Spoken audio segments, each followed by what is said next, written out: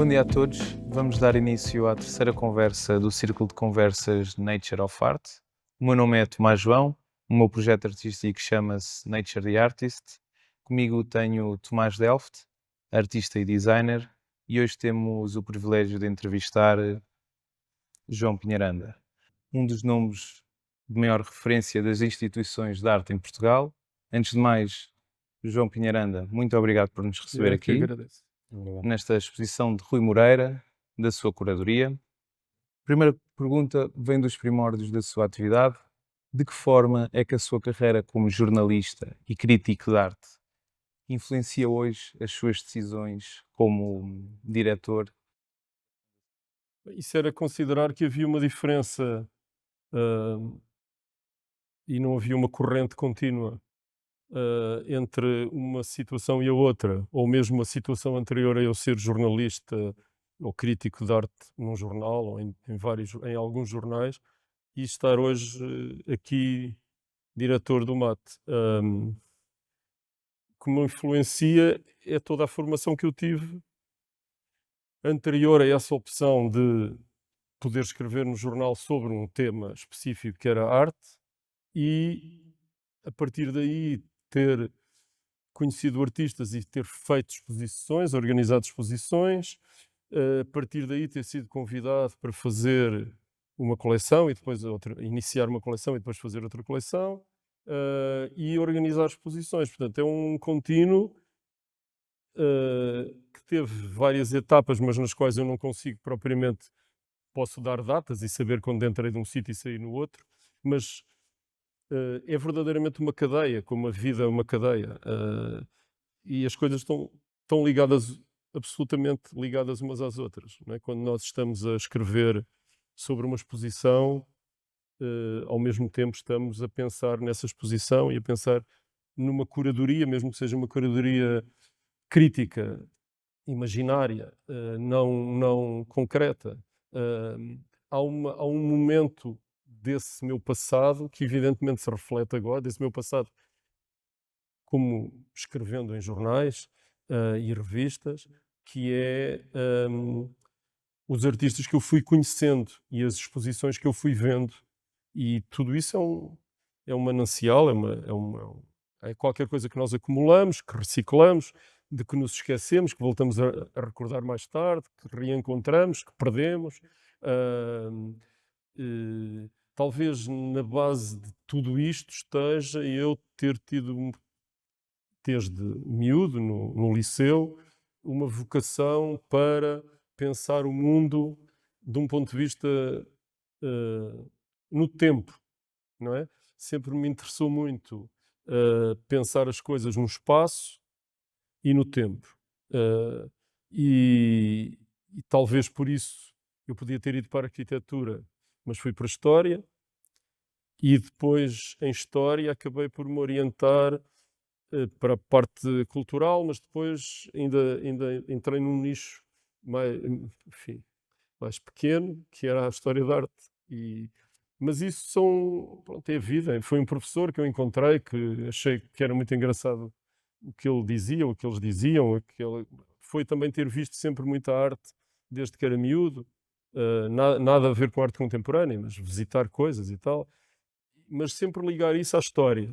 Isso é muito importante. Ainda hoje eu penso isso assim: história, sociologia, antropologia, e isto não existe. Estas coisas que eu faço não existem fora nem desse tempo, nem desse espaço, humanos e naturais. Pronto, a coisa está assim, Mas pensada. quando iniciou, nunca iniciou com esta visão neste desfecho. Ou seja, Não, não, não, não, não. Eu não faço planos nenhuns nem de presente, quanto mais de futuro. Vou com. Isto não tem nada a ver com ética, nem com não ter vontade, mas sigo um bocadinho a corrente, não é modas, sigo as oportunidades. Uh, Sou muito curioso e não gosto de não responder a coisas que me pedem. Por exemplo, dois jovens que me vêm pedir para me entrevistar. E eu aceitei. Podia ter dito que não sei quem são, não vi nada, ainda, não me lembro, não tenho, vou ter tempo de ver as 2 entrevistas anteriores e, portanto, não faço, não é? Tenho muito que fazer, não faço. Mas eu nunca tenho esse... Há pessoas que, principalmente a nível familiar, que dizem que é um defeito, porque me ocupa muito tempo. Eu acho que não é um defeito. Também não poderia ser de outra maneira, não é? E todas as oportunidades que eu tive, inclusive de começar a escrever, quer dizer, digamos que a única opção que eu tomei foi ir para a história, contra a vontade da família, que achava que era uma coisa sem futuro, não é? Pois. Evidentemente. E depois surgiram oportunidades. E eu fui respondendo a essas oportunidades. Até que estou aqui agora. Pois, de certa forma, essa abertura que teve perante as situações que lhe apareciam levaram-no até cá. Eu às vezes até faço coisas que eu nunca tinha pensado fazer, exposições sobre temas que eu nunca tinha pensado fazer, mas entre responder a um desejo de uma pessoa, de um grupo que eu vejo que precisaria daquele desejo ser correspondido e evidentemente interessar-me minimamente, mas há assuntos sobre os quais eu nunca tinha pensado pensar e que vou pensar porque me disseram, queres fazer olha este tema assim, ou este artista, ou aquele outro, não é? E pronto, é isso. Ou seja, não há na minha vida, na minha carreira, se eu quiser assim, uma determinação. Eu estou aqui porque quero vir a ser. Eu estou eu trabalho para esta instituição em versões muito anteriores, desde o ano 2000. E foi por um acaso que eu vim cá parar, por causa de um calendário de Natal. Portanto, estão a ver, Um calendário de Natal. sim, um livro de Natal, um calendário era piada, mas por causa de um coffee table book, Sei, não sei. é? Sim. Que, pronto, e foi a partir daí a cadeia que eu estava a falar. Pediram para fazer uma coleção, para avaliar a coleção que havia na EDP. Depois, como eu avaliei muito negativamente, então faça você uma coleção. Eu gostava tanto que houvesse um prémio de pintura. Eu disse, e por que não de desenho, por que não de novos artistas e por que não de consagrados? Boa ideia. Havia muito dinheiro naquela altura. E eu fiz, mas sempre sem nenhuma ligação a recibos verdes, não é? Como se dizia, sempre sem nenhuma ligação contratual. Pronto, e foi andando assim. Pois, em 2021, quando eu voltei de França, tive este convite e eu achei que era uma justiça histórica, dizer que nunca vim pensando que ia descansar mais, não é? E nunca pensei, nunca tive essa ideia. Aliás, porque havia diretores e não estava a pensar. Pensava que vinha para uma espécie de reforma dourada. O João tocou aqui nos pontos interessantes que vem no sentido desta próxima pergunta, que queríamos que nos explicasse, se puder, claro, qual é que é o processo de criação de uma coleção e quais são os critérios de seleção de artistas para uma coleção dessas. É algo que acontece As duas organicamente? coleções que eu ajudei, uma faço e outra que ajudei a começar, são coleções que tinham à partida, têm todas à partida uma limitação que é orçamental. Pode ser muito alta ou muito baixa essa limitação, mas tem essa limitação. E depois as duas onde eu trabalhei ou trabalho, tinham uma limitação conceptual que era arte portuguesa. E portanto a experiência que eu tenho é de ter feito essas duas coleções. Uma foi de uma coleção que depois deu origem a um museu, de que eu também fui, durante os 3 primeiros anos, programador, que é o MAS, o Museu de Arte Contemporânea de Elvas, do António Cachola, e a outra é esta, que é uma coleção da Fundação EDP. E ambas têm essa determinação de ser coleções de arte portuguesa, por razões diferentes, mas ao mesmo tempo justificáveis, não é? E para fazer uma coleção é preciso pôr em funcionamento aquilo que nós sabemos da realidade, que cada curador de coleção sabe, ou entende, ou interpreta da realidade artística que o rodeia, neste caso da arte portuguesa, não é? Ahm, ou seja, são sempre critérios de gosto, mas também critérios agora de avaliação histórica, crítica histórica, não é? Porque enquanto a história da arte ou a história reflete um bocadinho sobre o passado, não é? Neste caso, nós estamos a fazer coisas no presente para pensar que no futuro isto vai ser considerado a boa imagem do passado, a imagem correta do passado, não é?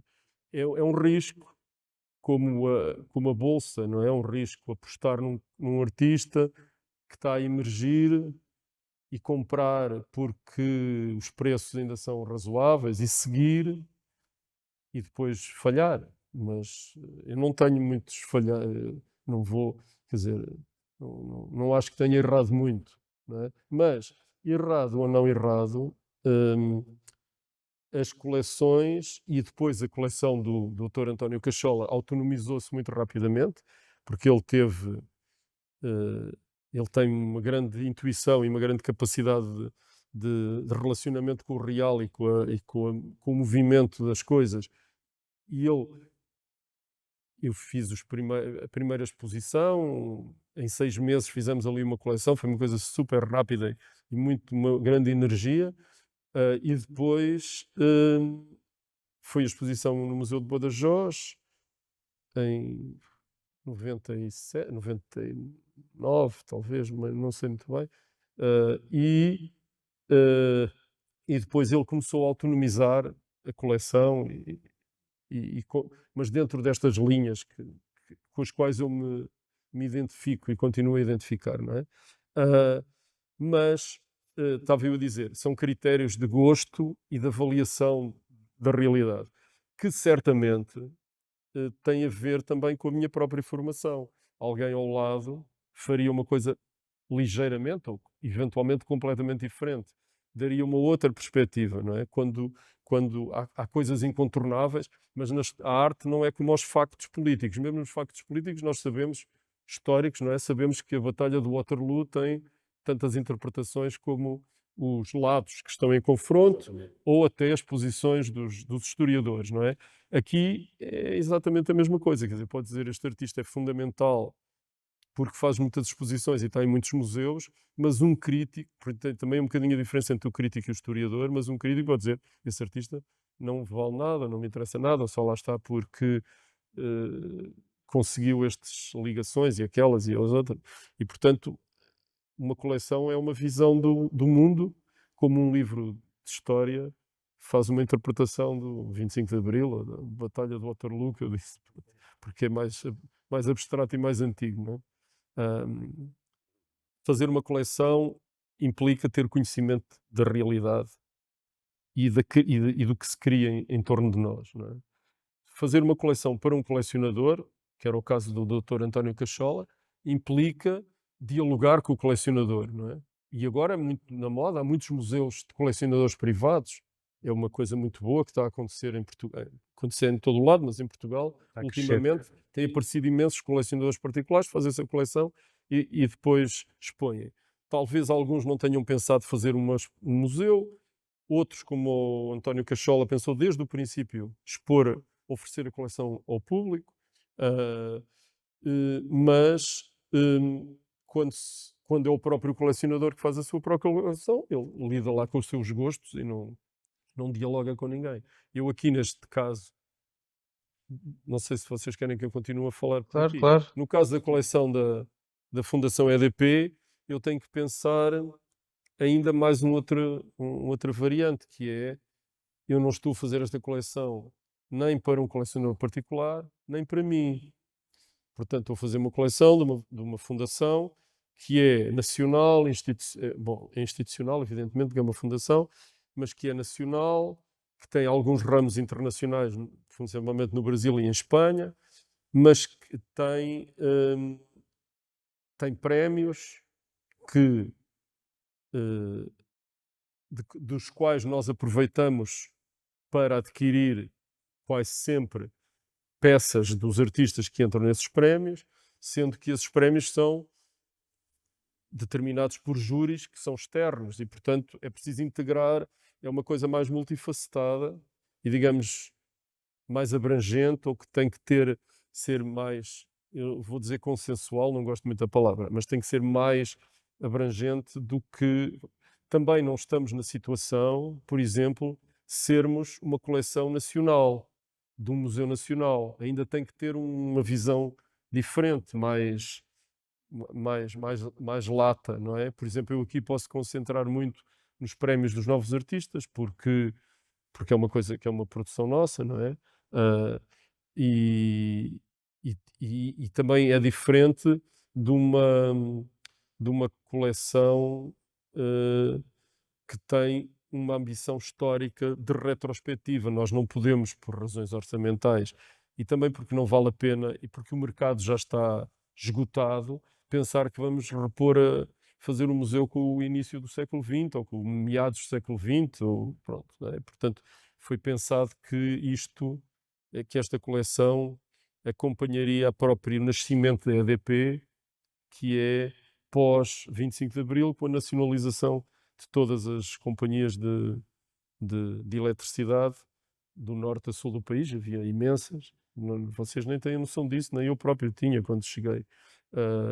Há muito mais Do Cava, daqui, da lá, havia por todo o lado, eram todas autónomas umas das outras. Foram Ok. todas nacionalizadas e agora estamos privatizados, mas mantém esta lógica global, não é? E isso, e pronto, e portanto, a partir dos anos 70, 80, nós podemos apresentar uma imagem da arte portuguesa, não é? Para trás nem vale a pena, porque há outras. O Gulbenkian já tem isso resolvido. É escusado estar a. Portanto, se fôssemos. Giro. Pois. Eu queria aqui tocar num ponto que estava a referir. João, qual é a sua relação entre os artistas, com os artistas e as obras? Nós sabemos que é uma relação próxima, mas gostávamos de perceber como é que se desenrola. É próxima, pode não ser próxima, pode-se Ok. criar na sequência do trabalho.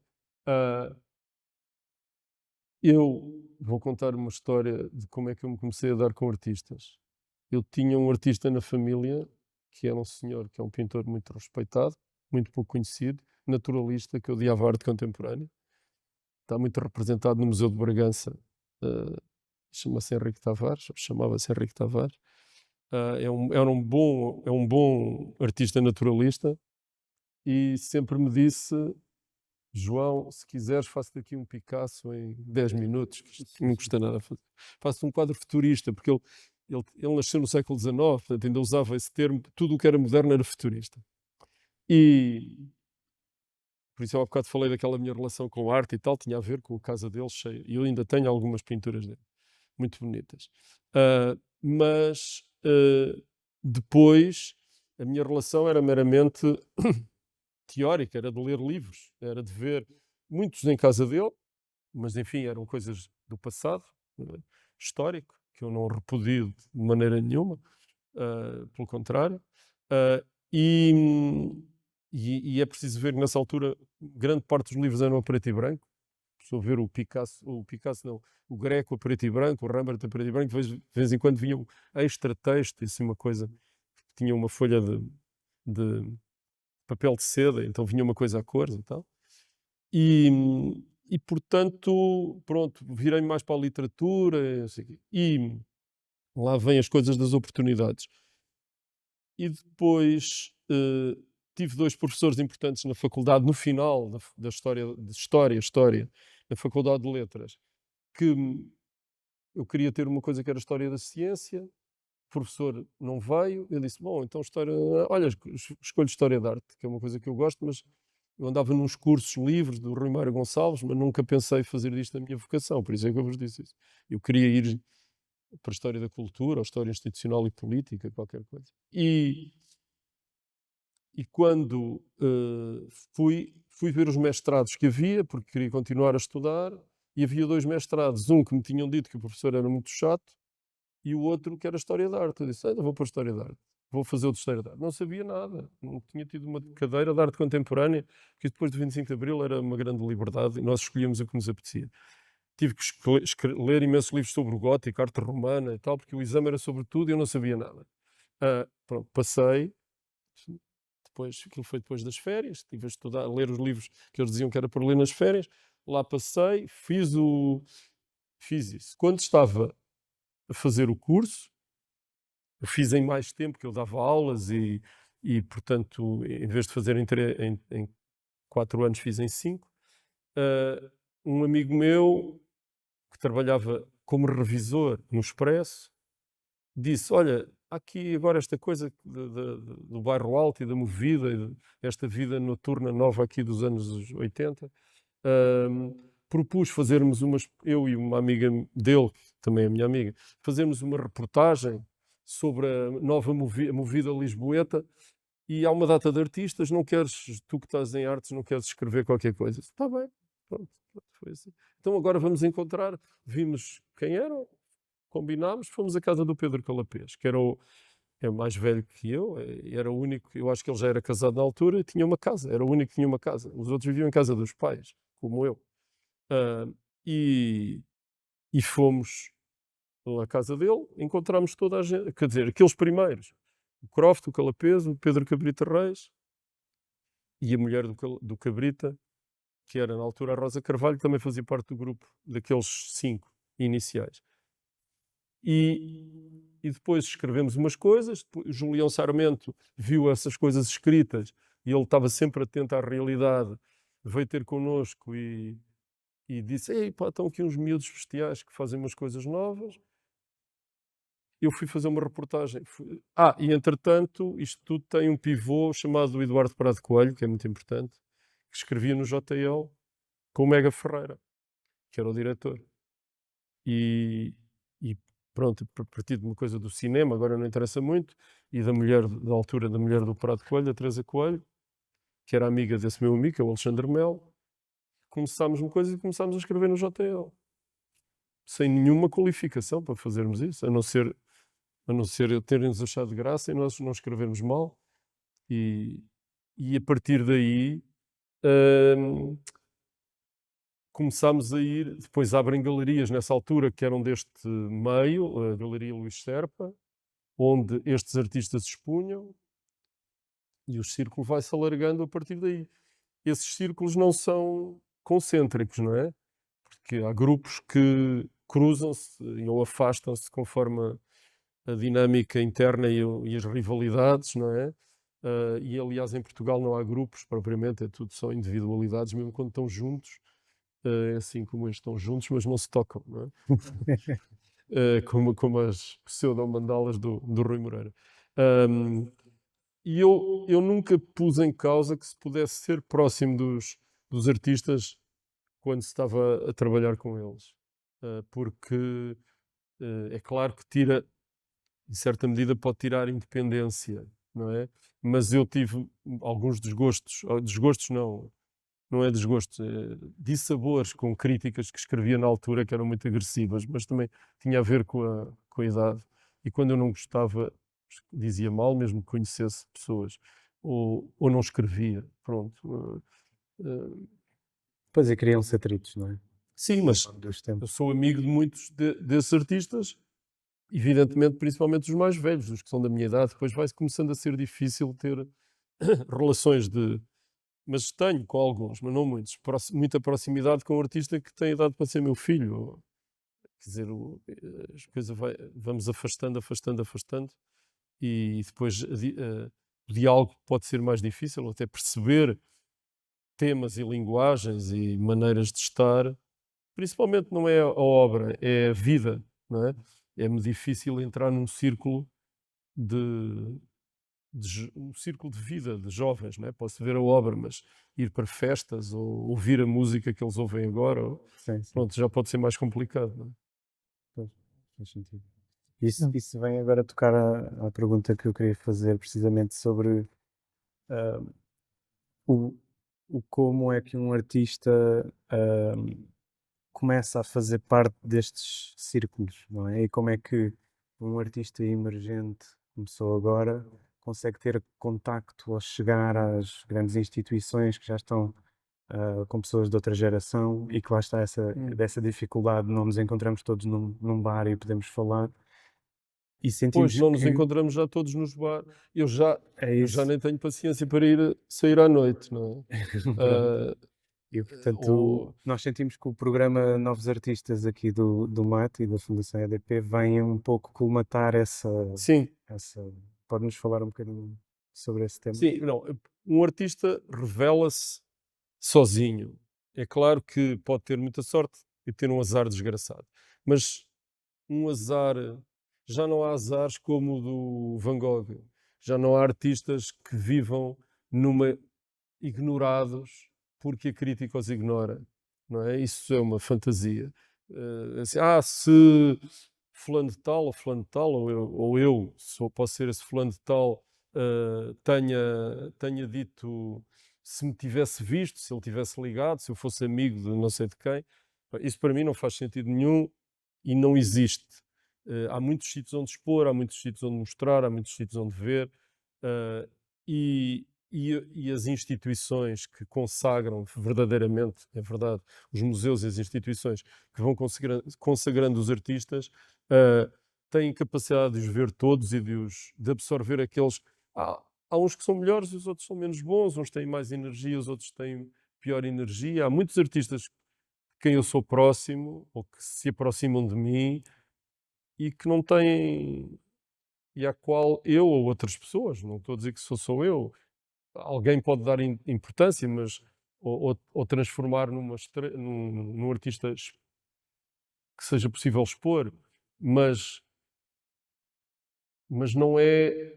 Mas se não consegue passar uma barreira qualquer, é porque há um problema qualquer com a sua arte, não é com ele próprio, ou com ela própria, não é? Não é com a própria personagem artista, é com a obra, com a obra, não é? Os prémios Novos Artistas, quando surgiram, foi em 2000, tinham uma configuração muito diferente da que têm hoje. E a realidade, e mesmo quando adquiriram esta configuração que têm agora, que é para aí em 2005 ou 2006, 5 talvez, 4, 5, a realidade era completamente diferente do que é hoje em dia. Os 3 primeiros prémios foram dados individualmente, de uma maneira, enfim, majestática. Reunimos ao almoço umas pessoas, uns críticos, muito mais novos do que hoje, já foi há 24 anos, ou 20 e tal anos, e resolvemos dar o prémio à Joana Vasconcelos. Exato. E o segundo prémio é ao Leonor Antunes. E o terceiro prémio é ao Vasco Araújo. Isto resultou de 3 almoços que tivemos em 3 anos seguidos. Foram artistas, diga-se o que se disser de cada um deles, têm trajetórias completamente firmadas e internacionais.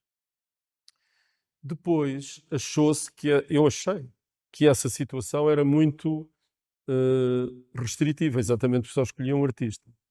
E então, eu acho que da primeira vez foi com o Nuno Faria e com o João Fernandes, estava em Serralves e o Nuno Faria era livre, não tinha nenhuma ligação a nenhuma instituição, resolvemos convidar um grupo de artistas. Para convidar esse grupo de artistas, fazia-se uma coisa de que eu tenho muitas saudades, que era, perguntávamos a professores das escolas, quem é que tu tens lá, tens uns artistas giros, uns alunos que achas interessantes, olha, este, aquele, aquele outro, íamos aos ateliês, ou íamos à escola, ou íamos aos ateliês dele ver as coisas, que era uma coisa que eu fiz desde o princípio. Foi assim que conheci a Fernanda Fragateiro, por exemplo, lembro muito bem de ir ou Chaves, de ir à escola ver uma escultura, uma exposição, que aliás esteve aqui há pouco tempo, no Hoje Soube-me Pouco, daquelas figurinhas de pedra do Rui Chaves. Ele tinha 22 anos e eu fui lá externo e pronto, e a partir dali começámos a trabalhar com ele e fiquei amigo dele, mas foi independente. E fazíamos essas visitas de estúdio e depois escolhíamos 9 artistas, entre 6 e 9, o regulamento diz entre 6 e 9. E assim fizemos durante não sei quantas edições.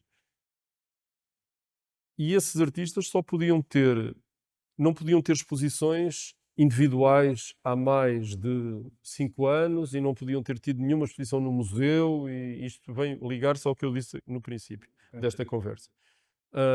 Porque senão já eram considerados que já tinham uma carreira, um bocado de carreira, não podiam estar. Nunca, este chama-se Prémio Novos Artistas e não Prémio Jovens Artistas. Nós já tivemos artistas com 50 anos a integrar este prémio, porque a questão é a carreira. E era um aluno do Arco, que é juiz, o Eduardo Peterson, que tinha começado a estudar no Arco aos 40 e tal anos, e portanto não tinha carreira nenhuma, era um novo artista. E, aliás, ele tem continuado a trabalhar. Mas achámos que mesmo assim esta imagem ainda era, para já, era muito trabalhosa, porque nos obrigava a ir ver escolas, artistas, depois uns entravam, os outros não entravam, pronto, era coisa. E resolvemos fazer aquilo que se faz habitualmente agora, que é uma chamada, um open call, não é? Um pedido de dossiês para fazer a seleção. E pronto, no primeiro ano apareceram 200, no outro não sei o quê, e agora recebemos 600 dossiês, 500 dossiês de artistas que vêm online agora, enfim, antes eram pilhas, era impressionante, como o mundo mudou imenso, de facto. E o que é que acontece? Há aqui um problema, que esse problema falta ir ver o ateliê, ver o que é que faz. Provavelmente perdemos alguns, porque vemos online, aquilo não tem interesse nenhum e a pessoa pode ser interessantíssima e nós não conversamos com ela. Por isso é que eu acho que conhecer o artista é sempre importante. Não quer dizer que estejamos errados quando escolhemos os que escolhemos, mas há coisa. Outra coisa que vocês podem verificar, há pelo menos 3 edições, desde 15 que eu não tenho, porque estive fora e porque agora me pus de lado, não quis participar nestas 2 primeiras edições desde que eu cá estou. É que é muito difícil encontrar um artista, por isso é que eu digo que eles têm muito mais oportunidades agora. É muito difícil encontrar um artista que não tenha já tido, ou já tenha uma galeria, um destes novos artistas, ou já tenha uma galeria, ou já tenha feito uma exposição num museu, mesmo que coletivo ou individual, ou que já seja conhecido, e vocês veem os nomes, Claro. e já são muito conhecidos. Ou seja, aquela virgindade inicial dos prémios que foram ganhos pelo Paiva Guzmão, pelo Bunga e talvez pelo André Romão, acho que foram os 3 que foram feitos naquele esquema que eu vos disse. É muito difícil. O André Romão ninguém sabia bem quem ele era, o Paiva Guzmão também não, portanto, e o Bunga então era desconhecido, andava no 3º ano da Escola das Caldas, não é? Provavelmente se ele nos tivesse apresentado o que nos apresentou no dossiê, nós não tínhamos escolhido, mas quando vimos o personagem, a personalidade e a energia que ele tinha, pronto, e acabou por ganhar o prémio, não é? E aí houve um júri internacional que o escolheu logo para ir para a Manifesta de São Sebastião. A realidade mudou muito nestes 20 anos. E a tal coisa, voltando, as oportunidades dos artistas também se alteraram, tornaram-se maiores, mas também isso significa, agora, em defesa dos que não conseguem avançar, que há mais concorrência, muito mais concorrência. Há mais gente e, portanto, é mais complicado e mais difícil. E o museu não pode acolher todas essas pessoas. Acolhe 6 ali, mas provavelmente não vão ter uma individual seguida. Ou terá daqui a 2 anos, ou uma coisa assim, não se percebe? Portanto, não é um critério virem de uma galeria ou já terem algum nome, não é? Não, Muito por pelo contrário. exemplo, eu não sei se podemos cortar ou não, mas não é porque seja segredo. Eu conhecia muito mal a obra do Rui Moreira, o que tinha visto tinha gostado, não tinha percebido muito bem. Aliás, o Nuno Faria, a certa altura, até me disse: o Rui acha que tu não gostas das coisas dele? E eu disse: não, eu é que não conheço muito bem. Mas já teve imensos anos, esta conversa é muito antiga. Pois, aliás, nós viemos ouvir a vossa conversa, A a explicação. explicação da exposição E sentimos que foi quando eu super vi interessante. este desenho. Por acaso, eu disse: nunca fui à Quetzal. Há lá uma exposição organizada pela Filipe Oliveira, ela convidou e tal, é tão simpática, vamos lá. E assim, do género, depois passamos um fim de semana no Alentejo e tal. Eu vi este desenho e disse: incrível, tenho que fazer umas. E ele estava lá e ele é muito intenso a Sim, sim, falar. sim. Eu tenho que fazer uma coisa, tenho que Ah, conhecer melhor. então viu e depois conheceu a história por trás do desenho. Sim, sim, sim. Ok. Na altura ele explicou Para ver e eu lá para. conheci-o lá e fiquei, quer dizer, percebi o resto, o que rodeava este personagem, esta personalidade, e fui ver outras coisas e pronto, e a partir daí começámos a trabalhar na exposição. Eu tinha visto coisas em Paris, mas assim desgarradas na galeria dele, e ele próprio diz que é a primeira vez que vê isto tudo junto, e a primeira vez que isto faz Pois. algum sentido para ele, Para ele, não é? Porque pois. ele próprio também não tem condições materiais para conseguir ter um grande ateliê, etc. Ou seja, hum, ele faz aqui com 53 anos, acho eu que ele tem, ou 50, nasceu um bocado antes do 25 de Abril, em 72 ou 73, não sei bem. Ele faz aqui a sua primeira exposição num museu que lhe permite perceber ele próprio a sua obra na totalidade e dar a conhecer. Provavelmente a partir daqui há artistas que têm mais sorte, digamos, e que já fizeram isto muito antes dele. Mas pronto, teve a ver com isso. Consegue interpretar melhor o que fizeram estes anos todos. Se calhar foi a primeira vez que ele conseguiu fazer isso. Sim, sim, sim, sim. Sim. E dar a ver, as pessoas ficam espantadas. Já vieram cá alguns tipos internacionais que disseram assim, nem consigo comparar isto com nada. Pois, é Eh, diferente. Pois, não consigo comparar com nada. Não percebo que obsessão é esta, que tipo de trabalho é este. E a técnica, não é? Sim. Pronto, eu agora tenho aqui uma pergunta que vai mudar aqui um bocadinho o shift à conversa, que é sobre quais são os maiores desafios que o mate enfrenta neste momento, ou quais é que são os desafios, os maiores desafios que prevê que enfrentará no futuro. Eu acho que são os desafios que enfrentam todas as instituições culturais e artísticas. No mundo atual, que é um mundo muito fininho, tem muito pouca espessura. Ahm, por um lado, nós temos uma missão importantíssima e que, pelos vistos, não temos, nós, instituições culturais, não é o MAT, não temos cumprido muito bem, porque o, o nível de capacidade de reflexão, de absorção, de meditação sobre o real e as interpretações culturais e artísticas, seja na literatura, seja na música, seja nas artes plásticas ou nas performativas do real, não atingem. Pronto, é um grave defeito, uma grave falha da democracia é essa. As pessoas, e não é um caso português, é um caso universal, hum, isto diz-lhes pouco, não é?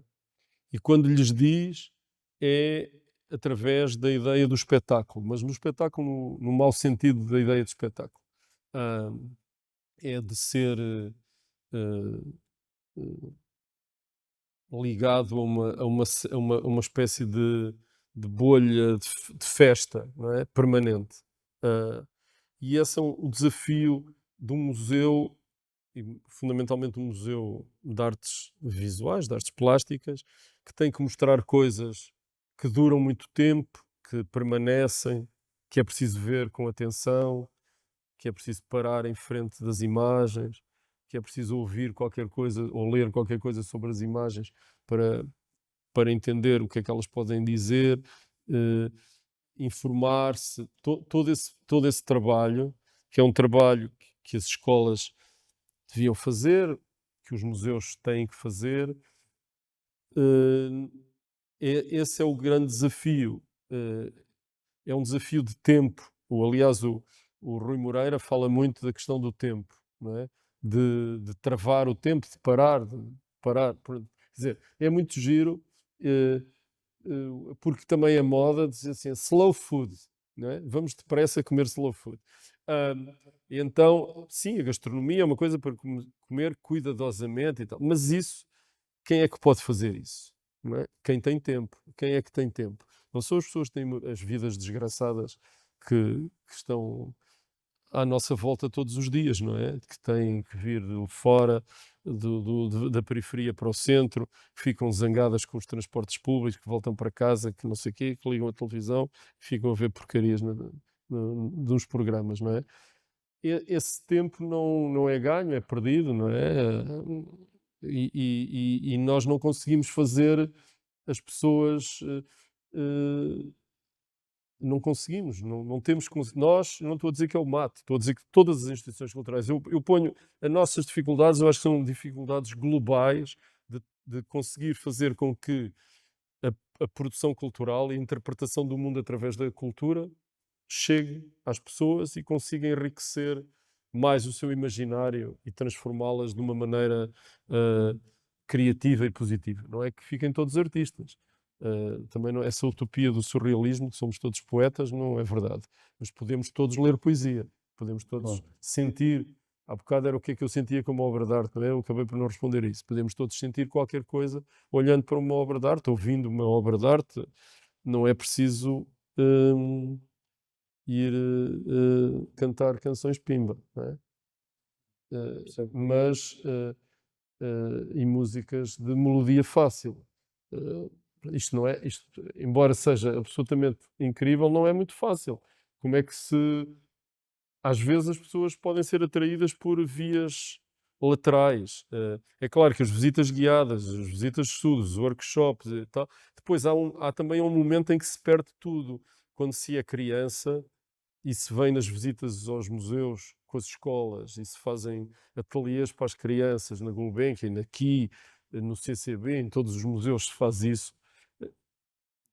Depois as crianças, quando chegam à adolescência, deixam de frequentar isso. A vida é outra, é preciso ir para Santos, beber uns copos e fazer não sei o quê. E perdem isso, não é? Havia um pintor, que é o Eurico Gonçalves, ou então era o irmão, o Rui Mário Gonçalves, e todas as crianças são Picassos geniais, fazem desenhos maravilhosos e dizem frases incríveis. Mas isso perde-se muito rapidamente quando tu ficas inibido de desenhar porque não consegues fazer perspectiva e depois deixa-se de desenhar e depois deixa-se ler porque já não se percebe muito bem o que é que se está a ler.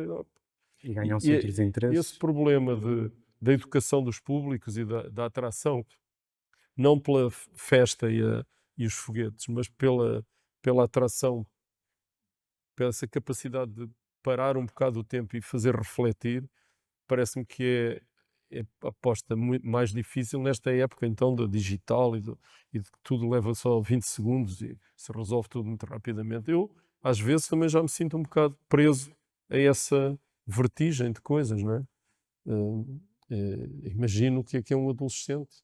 As minhas filhas, felizmente, ainda não são dessa época, não é? Estão no limite, estiveram no limite de poder ser atingidas, mas não. Mas então, e se ias dizer alguma coisa? Mas podes perguntar tu. Se tivesse, agora no seguimento desta conversa, portanto, existe este problema nas instituições e na arte em global. Se tivesse alguma influência política, o que é que poderia fazer para mudar certas coisas? Ou Não, há uma influenciar coisa as que eu, pessoas? há uma coisa que eu fazia, não tinha imediatamente a ver com isto, mas que era o IVA. Acho escandaloso que o IVA dos produtos culturais não seja igual ao IVA do cabaz de compras. Aquele cabaz básico, não sei. Agora já não é, mas Os bens foi essenciais. Nós estamos num permanente Covid cultural, portanto, temos que tirar a máscara, ao contrário dos outros, temos que tirar máscaras dos olhos e da boca para falar e ver e ouvir, mas, mas estamos. E, portanto, isso era essencial, porque isso iria dinamizar e iria dinamizar até outros níveis, que eu até poderia estar há bocado a criticá-los, a nível do mercado, mas isso era fundamental. Depois, a questão da lei do mecenato, que também era preciso resolver a favor dos mecenas e das pessoas que querem investir dinheiro em arte, em museus, em compras para fazer coleções, o que seja. Pronto, a lei do mecenato, que desde sempre está mal feita e nunca nenhum governo chega a conseguir resolver esse problema. E isso era a esse nível. há algumas coisas que são bons projetos. Há uma coisa que vinha do governo passado, do governo do Partido Socialista, que continuou no governo da AD, mas que não tem meios de se expandir, que é o Plano Nacional das Artes, que é exatamente a tentativa de aproximar, como há um Plano Nacional de Leitura, que funciona relativamente bem, que era tentar aproximar os criadores artísticos das escolas fazendo residências em escolas mas eles vivem no fio das possibilidades, não é? Isso devia ter uma expansão muitíssimo maior. Há um programa, há um projeto bom, um programa que está a funcionar, dos museus do Estado serem. Foi esta ministra que criou, quer dizer, alargou, dos museus do Estado serem visitáveis gratuitamente por cidadãos nacionais 52 dias por ano, não é? De antes, no Adão e Silva, era só aos domingos ou só aos fins de semana, não sei o quê, 52 fins de semana, mas agora se a pessoa quiser 52 dias seguidos, gasta a coisa, não é? Mas li no outro dia que aquele cheque de cultura, ou cheque livre, ou não sei o quê, não foi levantado em os jovens até aos 21 anos, até aos 18 anos, para irem ao cinema, para irem aqui, assim, houve imensos que não o utilizaram, portanto, não foi utilizado, ou foi utilizado no princípio e depois esqueceram-se. Por isso deve ter a ver com problemas de comunicação, seja lá o que for, não sei.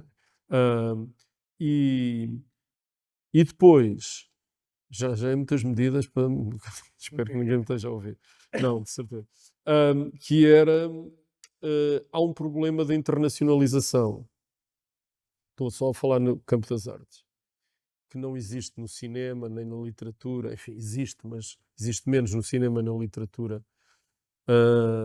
E até, em alguns casos, nas artes performativas não existe. Temos o diretor da Bienal de Leão é português, o diretor de Avignon é português, o diretor de uma galeria muito importante e comunitária em Paris é português, portanto, a Marlene de Freitas, o Marco Martins, essas pessoas são muito conhecidas internacionalmente, mas no campo das artes visuais é muito complicado. Não temos um embaixador como temos na arquitetura, temos dois, não é? O Cisa e o Eduardo Souto Moura. No cinema, o Manuel de Oliveira e o Pedro Costa arrastam uma data de pessoas atrás, porque as pessoas, eu sei isso, assim, vão ver o filme, não tanto porque é do realizador X, mas porque é o realizador do país do realizador X e Y.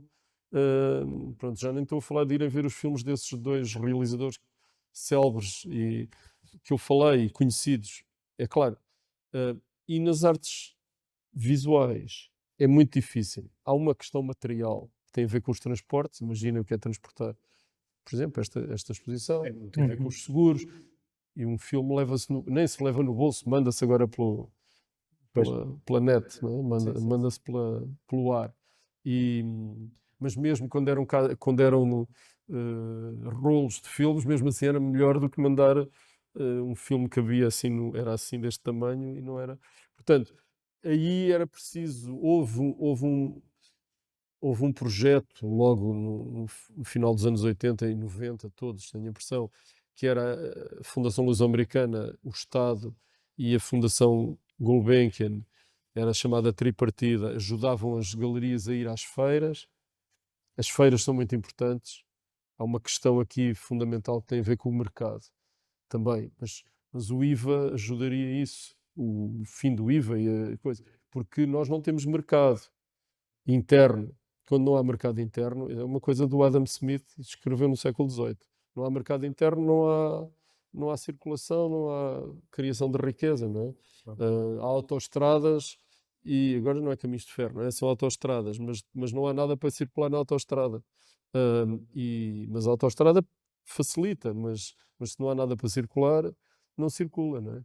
E isso é muito constrangedor, ou seja, estes artistas, os leilões mostram a fragilidade da situação do mercado português, porque uma pessoa vai a uma galeria comprar uma coisa de primeiro mercado e dizem-lhe que custa 20 e depois no leilão o mesmo artista custa 5 e ninguém Pois. compra, e ninguém quer comprar e as pessoas compram pechinchas. Como é que eles vão depois comprar à galeria? Não é só se for uma coisa muito específica e for um tipo que tenha dinheiro suficiente para comprar essa coisa muito específica. Se quer ter uma coisa de uma pessoa famosa, vou à procura no leilão a ver se encontro alguma. E isso é isso era só para me dizer assim, se um artista aparece muito barato num leilão, se tiver um bom galerista, o galerista faz subir o preço para ficar parecido com o preço da galeria. Mas os galeristas também não têm capacidade para estar a licitar e a fazer subir o preço, não é artificialmente, para chegar. E depois, se um artista se internacionaliza, tem um preço internacional que tem que, se quiser ser honesto, essas coisas, senão não funciona, ele é destruído. Tem que ter o mesmo preço em Portugal e internacionalmente, porque não há diferenças, não é? O preço é o mesmo. Não pode vender em Portugal por 20 e vender em Inglaterra ou na Alemanha por 50, porque senão o tipo alemão diz, então vou comprar a Portugal, ou então zanga-se com ele porque vendeu, não é? E depois, se tem esse preço internacional, deixa de vender em Portugal. E os colecionadores portugueses já não conseguem atingir o preço. Portanto, é uma mecânica muito complicada e, pronto, eu acho que nós temos da melhor arte contemporânea internacionalmente considerada e não temos a melhor imagem dessa arte, não existe, não está, pois, não corresponde. Ah, já não sei qual era a Sim, pergunta. no fundo, nós sofremos. Portugal tem este problema em vários mercados, não é só na arte. É um país pequeno, com poucas. Sim, mas há coisas que eles sabem que em Portugal é muito bom, sei lá, os sapatos, o vinho, não sei o quê, Sim, mas não assim se umas diz coisas. que na arte Mas Portugal é não, muito sim, bom. não explode. Ok. Só os sorrisos é que nós vendemos bom. As pessoas riem-se muito. Ah, Portugal, que simpático. Um povo muito simpático. Já sabem dizer obrigado e tudo, que é bom, porque tantos confundiam-nos com os espanhóis. Mas de facto, Mas tem há um países papel que importante. Como? Tem um papel importante das instituições também, de Sim, certa mas eu forma, se unirem. ao Não mesmo é? tempo também, isto é contraditório em mim, não sei, nunca pensei muito sobre o assunto, nunca pensei ter responsabilidades governativas e nem semi-governativas porque não aceitei.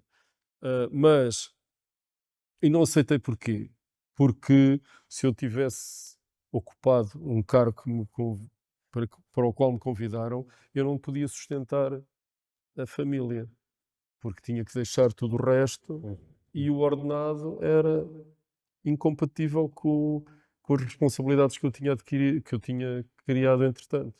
E isso vem a ver esta coisa, que é os ministros, ou os primeiros-ministros, ou Sim, sim, sim. depois a pessoa tem que complementar o ordenado. Pois, recebem muito baixo. Sim, sim.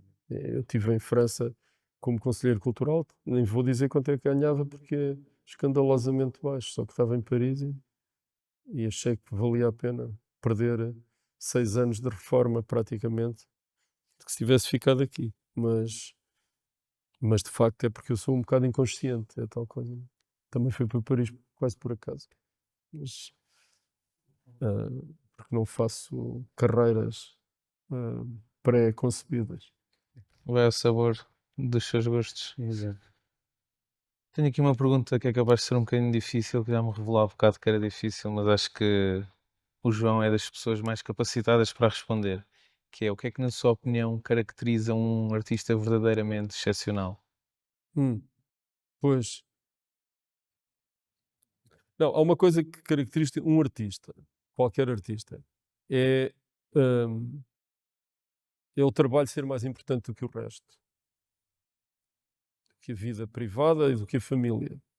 Há uns que levam isto ao extremo e acabam por criar situações de ruptura ou de, ou de, ou de conflito permanente e agressividade e autoritarismo, não é? Ou E isso é o que eu chamaria obsessão, obsessão pelo trabalho. Ah, E isso é evidente. A outra é aquela ideia de que o contemporâneo não se faz seguindo as modas, não é? Se vocês olharem aqui para esta exposição, desculpem estar sempre a falar nesta exposição, mas nós estamos aqui, e é um caso absolutamente paradigmático de obsessão pelo trabalho e de pôr o trabalho à frente de tudo. Enfim, quase tudo. Mas não, dar a pele pelo trabalho, dar toda a sua energia e todo o seu conforto, eu posso falar disso, o seu conforto pessoal, e pela realização do trabalho. Não é só obsessivo porque o trabalho não é obsessivo só porque tem muitos pormenores, é obsessivo porque é feito com uma intensidade enorme. E essa e a outra, mas estava eu a dizer, se vocês olharem para isto tudo, não se percebe que isto é um trabalho, está na moda de quê? Onde é que eu já vi uma coisa parecida com esta? Não é qualquer coisa que esteja na tendência do que se está a fazer em algum sítio. Senão ele começava a fazer tapeçaria ou olaria, que agora cerâmica, qualquer coisa, não é? É o que agora se poderá fazer porque está mais ou menos. Não, ele continua nesta coisa. E isso é mais contemporâneo do que fazer o que se faz agora, não é? Eu acho que é isto que vai sobreviver e que se vai tornar de contemporâneo em clássico, não é? Do que isso é que fará um artista excepcional. Depois, há muitos graus de excepcionalidade. Por exemplo, nós pensarmos, só vou falar de artistas que não sejam portugueses, pensarmos no Picasso, ele é excepcional. Bem, como pessoa, era uma pessoa bastante, como pessoa e familiarmente, era bastante reprovável, não é? Com as mulheres, com os filhos, com os netos, tudo. Todos se queixaram imenso, umas enlouqueceram, outras suicidaram-se, as mulheres e tal. Mas outra coisa de excepcional dele era que é o contrário aqui, talvez, do Rui, que era fazia tudo o que tocava transformava numa coisa diferente, não é? É uma espécie de metamorfoseador, ou toque de Midas, não é? Tocava, transformava em ouro. Tudo, ou seja, há artistas completamente focados e há artistas completamente, não é desfocados, mas é abertos, não é? Se eles tiverem essa energia que é indefinível, não sei definir, é difícil definir, e há graus diferentes dela, dessa energia. Eles são excepcionais, mas de facto é difícil de definir porque é que o Amadeu é excepcional. Era completamente obsessivo com o seu trabalho, é verdade. Conseguiu perceber, ele andou ali na moda, não é? Conseguiu perceber o que é que fazia a passagem de uma época para outra e fechado, fechado numa aldeia, nos 2 últimos anos de vida, né? Não, 14, 18, 4 últimos anos de vida, fez coisas que alguns fizeram alguns anos depois, ou as pessoas estavam a fazer, alguns artistas estavam a fazer na Alemanha, mas em contacto todos uns com os outros. Ele ali isolado, como ele tem um quadro cheio de antenas não, fios elétricos, não é? E ele parece que estava a receber ondas magnéticas do mundo inteiro e tem coisas. Depois nós vamos ver às vezes pinturas do Gris ou do Lafresne, de uns artistas franceses, alguns, isto comparado com o Amadeu não tem energia nenhuma, né? Parece, mas ele andou a copiar o outro. Não andou porque ninguém conhecia aquilo. Há de facto, mas olha lá, quando diz excepcional é como se fosse genial. Não, isso há poucos. Não é? Sim, há sim umas coisas, não é? Senão de resto, e depois é um artista, esses artistas, acho eu, que mesmo que tenham muito êxito comercial, e que às vezes façam umas coisas para épater le bourgeois, para enganar um bocado, esses artistas não podem estar preocupados com se vendem ou não vendem, não é? É claro que vou dizer, o Picasso tanto lhe fazia, não está preocupado porque ele já não precisava. Não, mas ele não estava desde o início. Ele não esteve desde o início. O Amadeu, também era muito rico. Pronto, esse era muito rico. Não precisava. Mas também não estava nada preocupado com isso. Estão preocupados com só com a sua obsessão de criar um mundo próprio. Não é? Eles têm que ter um mundo próprio. É difícil, uma voz. E não é é? difícil estar envolvido no trabalho com os problemas financeiros que isso depois envolve se estiveres só focado naquele Sim, sim, trabalho, não sim, é? sim. Não, por exemplo, voltando ao caso do Van Gogh, o Van Gogh vendeu um quadro na vida, o irmão comprava-lhe falsamente coisas e dava-lhe dinheiro e não sei o quê, e ele nunca se preocupou com isso. Mas pode dizer, tinha um problema mental e, portanto, isso não lhe interessava e era meio, também era obsessivo, evidentemente, tinha, tinha problemas de relacionamento com o mundo, vivia fechado naquele universo que ele criou, ah, mas pintava desvairadamente noites inteiras, não é? Mas o problema financeiro nem sempre, às vezes pode destruir uma carreira, mas então é uma carreira que provavelmente já está destruída. Se deixa de, claro, pode haver casos dramáticos e eu estou aqui a simplificar, não é? Suicídios, coisas assim, pessoas. Mas acho que não, acho que isso é. E depois ter o sonho de vencer, não é? Porque se desistes, há quem desista, não é? E se fique derrotado, não é? Também então talvez não seja excepcional. Mas eu estou a criar aqui uma espécie de super-homem que também é desagradável. É O ar- engraçado.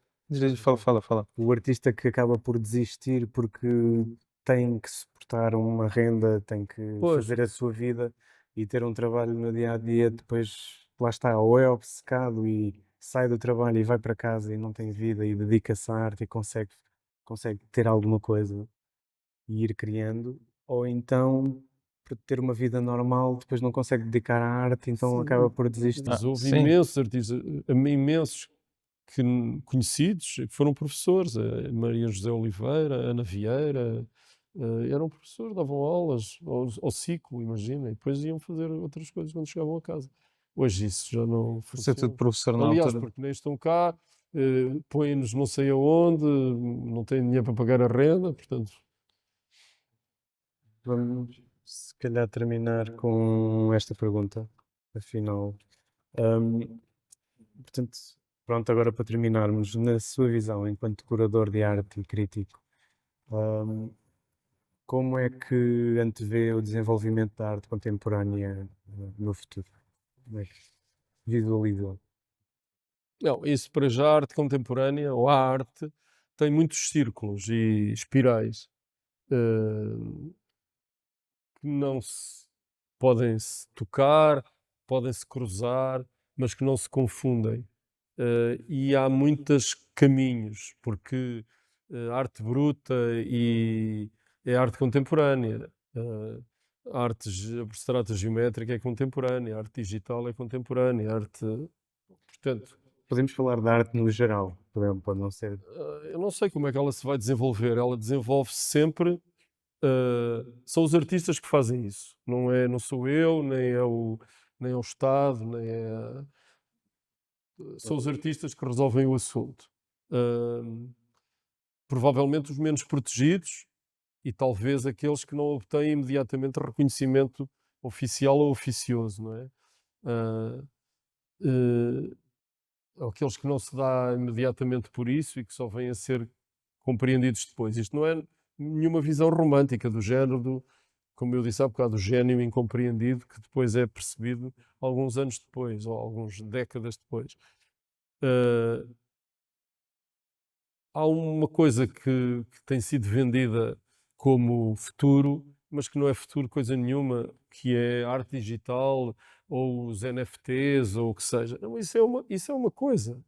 Uh, o- Pode-se continuar a pintar guache sobre papel e tinta da China sobre papel, a óleo, a ideia de que a arte moderna, para falar assim, e a arte abstrata ia acabar com a arte figurativa, que a arte moderna ia acabar com a arte antiga, ou com a arte figurativa, que o color field painting ia acabar com não sei o quê, nada acaba com nada e Que a tudo fotografia ia acabar com a a pintura e fotografia que... acabar com a pintura, eh, tudo continua caminhos autónomos. Não tenho nenhuma previsão, nem acho que seja possível fazer uma previsão sobre como é que a arte vai continuar. Podemos fazer uma previsão sobre, talvez, como é que a arte vai ser consumida, não é? Ahm, e seja ela qual for, é claro que vai ser e é muito consumida através de dispositivos digitais, não é? Uh, as visitas 3D aos museus provavelmente vão, por um lado, libertar os museus de milhões de pessoas, por outro lado, facilitar que eu possa ir ver um museu. Não é preciso não é preciso ser uma visita virtual, pode ser ir ver os fecheiros do museu, não é? Depende depende da maneira como a pessoa está habituada a ver as coisas, não é? Um, e permite alargar o campo de conhecimento e de informação, mas o, portanto, essa maneira como vai ser consumida, eu acho que volta àquela questão de qual é o papel dos museus ou qual é o maior desafio dos museus, é que os museus devem estar a mostrar arte, se for digital, que seja, se for que seja inteligência artificial, que seja projetada, apesar de tudo, numa parede com uma dimensão que seja visível. vista. Não temos que estar a ver o Hitchcock no ecrã do telemóvel ou no iPad, ou não temos que ler um livro numa uma coisa digital. É bom termos as coisas. Bom, porque estão a ver que eu sou um conservador reacionaríssimo. Temos de ter as coisas na mão, à frente dos olhos, não é? Se nós virmos estes desenhos reproduzidos, não percebemos nada como é que os desenhos são. Achamos que são estampagens ou são feitos à máquina, uma coisa assim, não é? É preciso aproximar-nos dos desenhos. Isso transforma logo o olhar das pessoas, porque eu às vezes quando ando por aqui digo, já reparou que isto tem 5 tons de preto, de tinta da China diferente, e que estas cruzinhas são todas feitas uma a uma? Pensei que eram carinos, que era tipografia, assim, mas não, mas eu já vi o que é isto. E as pessoas até são atraídas pelo lado mais, não é infantil, mas pelo lado mais fútil da coisa. Assim, ai, tanto trabalho que isto dá. Isso é uma coisa, agora com esta coisa do artesanato, as pessoas estão muito sensíveis a esse aspecto. Não é nada aqui o caso, não é?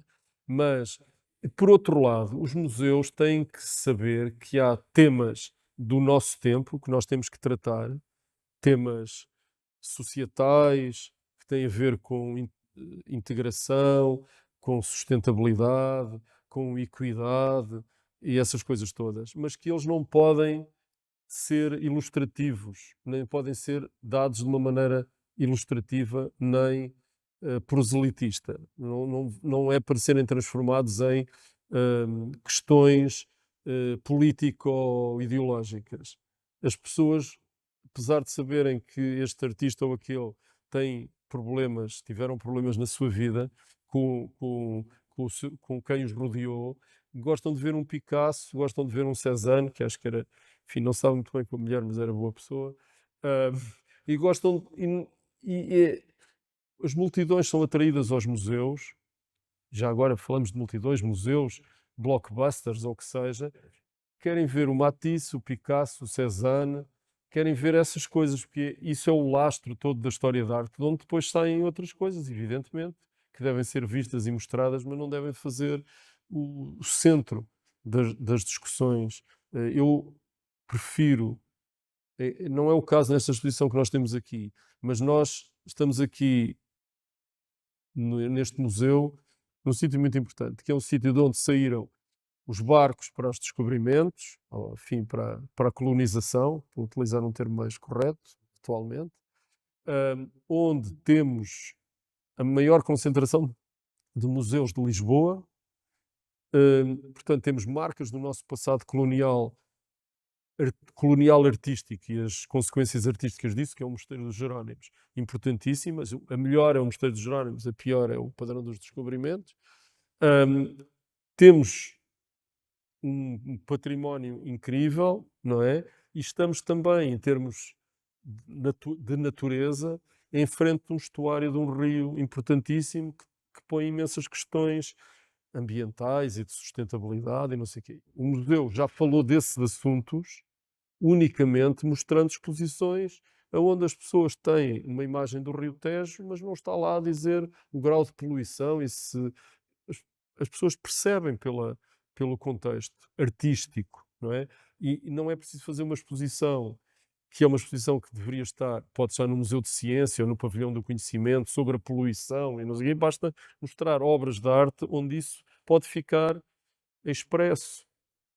Para falar aqui na exposição do Rui Moreira, por exemplo, hum, ela faz uma síntese de várias civilizações, civilização islâmica, cristã, japonesa, em figuras, não é? Não é nesta sala, é noutra sala, e essa fusão é feita, é uma fusão altamente cultural. Tem 5 ou 6 desenhos, ou 4 desenhos dos caretos de Trás-os-Montes, que não estamos a fazer nem artesanato, nem é um museu de etnologia, nem é um museu do artesanato, nem é uma ilustração fotográfica, se quiserem, das festas dos caretos em Trás-os-Montes. É talvez, eles estão transformados em fantasmas e um pouco assustadores, mas fantasmas perdem densidade, como a própria festa dos caretos, transformada em património imaterial da humanidade, foi destruída por essa própria elevação a património da humanidade, transformou-se numa coisa turística que perdeu toda a característica genuína, não é?